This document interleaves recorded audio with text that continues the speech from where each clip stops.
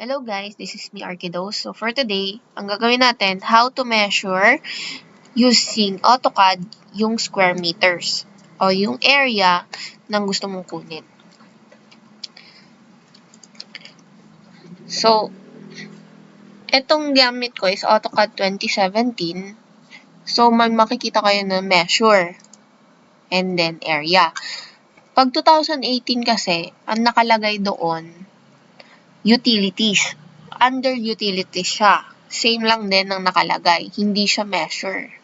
Utilities ang nakalagay dyan.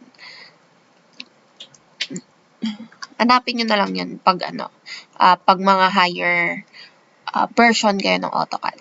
So, pag 17, measure lang. So, click nyo yung area. And then, click nyo yung 1 point. Tapos, 2 point.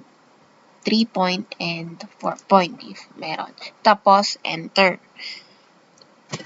Then, makikita nyo na dyan yung area and then perimeter ng object. So, this one is, area niya is 90. And then, the perimeter is 38. Okay? So, ito naman nasa inside. Check natin. So, again, measure or utilities under measure or utilities.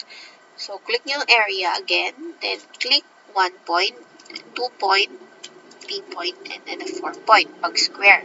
Then, enter or space. Okay? So, ang area niya is 30 square meters, and then the perimeter is 22. So, kapag mas bigger, same lang din ang process. Okay? Tapos, pag floor plan, pag yung kukunin nyo yung square meter ng inside o enclosed area, ganun din yung gagamitin nyo. Like mga toilet and bath, bedroom, etc.